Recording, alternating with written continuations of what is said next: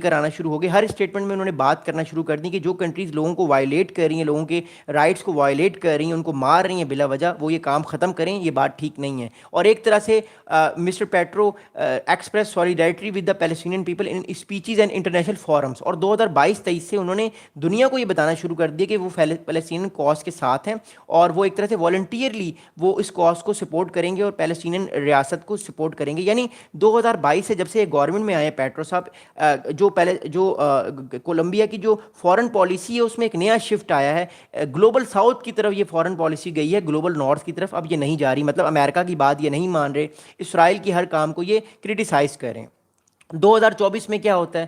2023 میں آپ کو یاد ہے 7 اکتوبر حماس نے اٹیک کیا اور تب سے تقریباً 74,000 people got died in Gaza. لیکن 2024 کے مئی میں جو پیٹرو صاحب نے آفیشلی اپنے تعلقات کو کم کر لیا. سویر کا مطلب کیا ہوتا ہے؟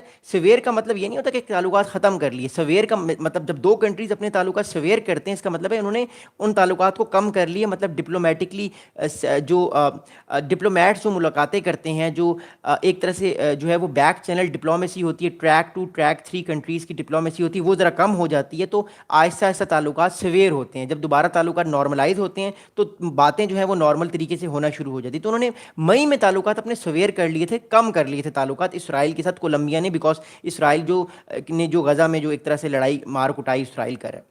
اگلی بات سنیے گا. اگلی امپورٹنٹ بات یہ ہے کہ 2 اکتوبر کو سب سے امپورٹنٹ قدم لیا گیا کولمبیا کی طرف سے, اور وہ قدم کیا لیا گیا؟ کولمبیا نے 2 اکتوبر کو یہ قدم لیا کہ جب گلوبل فلائٹیلا کو روکا غزہ سے تقریباً 150 کلومیٹر کے فاصلے پر, اور لوگوں کو گرفتار کیا, تو سب سے زیادہ رد عمل جو ہم نے دیکھا وہ کولمبیا کی طرف سے آیا. کولمبیا نے فوراً کہا کہ وہ اسرائیل کے ڈپلومیٹس کو اپنی کنٹری سے بے دخل کر دے گا, 24 گھنٹے کے اندر ان کو نکلنا پڑے گا. ساتھ میں انہوں نے جو 2013 میں ایک ٹریڈ ایگریمنٹ ہوا تھا کولمبیا کا اسرائیل کے ساتھ, فری ٹریڈ ایگریمنٹ, وہ بھی انہوں نے کینسل کر دی ہے. اب دونوں کنٹریز ایک دوسرے پہ ٹیرف لگا سکتے ہیں, پہلے ایسا نہیں تھا. اب اگلی بات سنیں گا. اگلی امپورٹنٹ بات رائٹ ناؤ یہ ہے کہ اب میں آپ کو لے کر جانا چاہتا ہوں 2022 سے پہلے, کہ کولمبیا کے 2022 سے پہلے تعلقات امریکہ کے ساتھ اور خاص طور پہ اسرائیل کے ساتھ کیسے تھے. دیکھیے, کولمبیا نے جب اسرائیل 1948 میں وجود میں آیا ہے, برٹش اور فرینچ کالونیز نے جو ہے وہ پیلسٹین اور اسرائیل کو تقسیم کیا, تو کولمبیا نے 1948 میں ہی اسرائیل کو تسلیم کر لیا تھا. اٹ شوز کہ کولمبیا کے تعلقات اسرائیل کے ساتھ شروع سے ایسے نہیں ہیں, شروع ہی میں کولمبیا کے تعلقات اسرائیل سے بہت اچھے تھے. اچھا, اب اسرائیل کو کولمبیا کو 2022 سے پہلے کن چیزوں کی ضرورت ہے اور آنے والے ٹائم پہ کن چیزوں کے مسئلے پڑ سکتے ہیں کولمبیا کو, وہ میں بھی آپ کو بتاتا ہوں. لیکن ابھی موونگ فارورڈ, دیکھیے اگلی بات یہ ہے کہ since 1948 to 2023 the relationship between Colombia and Israel were friendly but pragmatic, with Colombia balancing ties with Arab nations as well. اب کولمبیا جو تھا وہ اسرائیل کے ساتھ تعلقات کو تو بہتر کر رہا تھا, لیکن وہ اپنے تعلقات کو بیلنس بھی کر رہا تھا عرب کنٹریز کے ساتھ, جیسے انڈیا کرتا ہے کہ اسرائیل کے ساتھ تعلقات کو بھی اچھے رکھتا ہے لیکن باقی عرب کنٹریز کو بھی خوش رکھتا ہے تاکہ بیلنس رہے. تو کولمبیا کے تعلقات اسرائیل سے بہت اچھے تھے, لیکن عرب کنٹریز کے ساتھ بھی وہ بیلنس کرتا تھا. لیکن اتنے برے تعلقات کبھی بھی اس کے نہیں ہوئے, شروع سے تعلقات اس کے اسرائیل کے ساتھ اچھے تھے. اب 2013 میں کیا ہوتا ہے؟ In 2013 the Colombia and Israel signed a free trade agreement promoting export technology exchange and agriculture cooperation. تو اسرائیل نے فیصلہ کیا کہ 2013 میں وہ جو کولمبیا کے ساتھ ایک جو ہے وہ فری ٹریڈ ایگریمنٹ کرے گا, اور اس فری ٹریڈ ایگریمنٹ میں اسرائیل ایکسپورٹ کرے گا ٹیکنالوجی, کولمبیا کو ایگریکلچر ٹیکنالوجی ایکسپورٹ کرے گا, ویپنس ایکسپورٹ کرے گا, اور اس کے ساتھ ساتھ جو ہے وہ ڈفرینٹ طرح کی کوآپریشن کرے گا, ٹیکنالوجی ایکسپورٹ کرے گا, بیکاز ہمیں پتہ ہے کہ اسرائیل کی ٹیکنالوجی بہت اچھی ہے. وہ ایگریکلچر میں اسرائیل کی technology is one of the best in the world, no doubt in that. اور کولمبیا کو بھی اس کی ضرورت ہے, اور کولمبیا بھی کچھ چیزیں جو ہے وہ ایکسپورٹ کرے گا, اور ساتھ میں یہ دونوں ایک دوسرے پہ ٹیرف نہیں لگائیں گے. جب فری ٹریڈ ایگریمنٹ کا مطلب یہ ہوتا ہے کہ وہ ٹیرف کوئی کسی پہ نہیں لگاتا, ٹریڈ جو ہے وہ فری ہوتی ہے, کوئی ٹیرف نہیں لگتا. اگلی بات سنیے گا. اگلی بات یہ ہے کہ اس کے علاوہ ملٹری کوآپریشن بھی دونوں کنٹریز کا 2022 سے پہلے بہت اچھا تھا. میں آپ کو دوبارہ بتا دوں, Colombia and Israel collaborated in defence and counter insurgency including arm sales and military training. Israel کیا کرتا تھا؟ اسرائیل ٹرین کرتا تھا کولمبیا کے سولجرز کو کہ آپ نے اپنے بارڈرز پہ جو نارکوس ہیں, جو ڈرگ ٹریفکنگ ہے, اس کو آپ نے کیسے روکنا ہے. اب میں آپ کو ایک میپ دکھاتا ہوں اور سمجھانے کی کوشش کرتا ہوں, لیکن اس سے پہلے میں آپ کو ایک امپورٹنٹ بات بتاؤں. لیٹن امریکہ جو ہے وہ پورے کا پورا مشہور ہے کہ وہاں پہ ڈرگس سپلائی ہوتی ہیں, کوکین سپلائی ہوتی ہے، وہاں پہ فینٹینول جیسی ڈفرینٹ ڈرگس سپلائی ہوتی ہیں. اس کے علاوہ جو ہے وہاں پہ منشیات بہت زیادہ عام ہیں، وہاں پہ ڈرگس بہت زیادہ عام ہیں. دنیا میں ساری ڈرگس ایک طرف اور لیٹن امریکہ کی ڈرگس ایک طرف. تو کہا جاتا ہے کہ دنیا کے سب سے بڑے جو ڈرگ کارٹیلز ہیں دنیا کے، وہ لیٹن امریکہ میں ہیں. آپ لوگوں نے ایک ڈرامہ دیکھا ہوگا بریکنگ بیڈ، اس میں کیا ہوتا ہے، اس میں میکسیکو سے اور آگے سے گوتا مالا سے اور آگے سے لیٹن امریکہ سے جو چیزیں ٹرانسفر ہوتی ہیں اور پھر جو ہے وہ دونوں لوگ جو ہیں وہ اس کو پھر امریکہ میں بیچتے ہیں اور اربوں روپے کماتے ہیں. تو وچ مین از دیٹ کہ لیٹن امریکہ گڑھ ہے منشیات کا، ڈرگس کا پوری دنیا میں.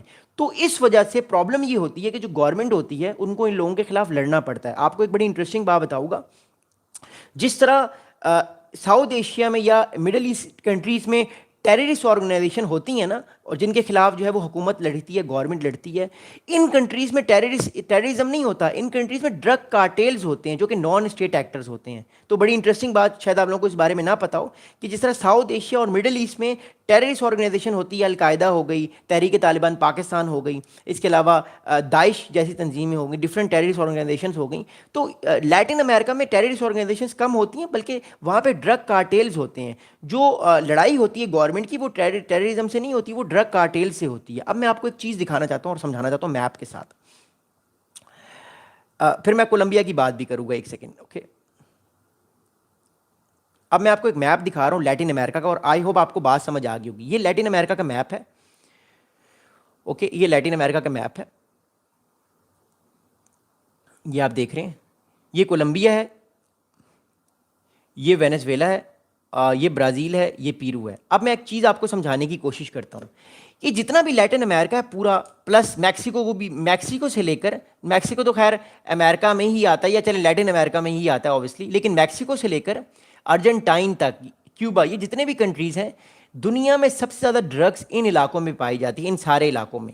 اور دنیا کے سب سے بڑے جو ڈرگ کارٹیلز ہیں وہ ان علاقوں میں. کہا جاتا ہے کہ جو ڈرگ کارٹیلز ہیں، they are the non state actors, they are state within state.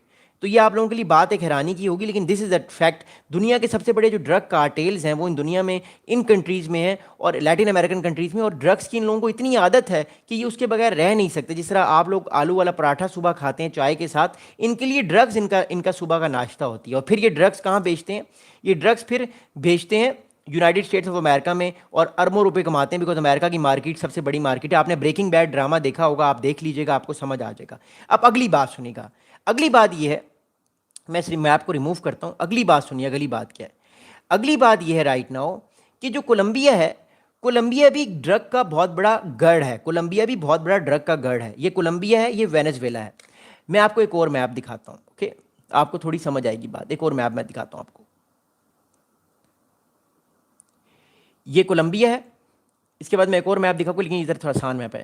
یہ کولمبیا ہے، یہ وینزویلا ہے، یہ گوانا ہے، اور یہ ایکواڈور ہے، اور یہ پیرو ہے. اب یہ کولمبیا ہے، ٹھیک ہے.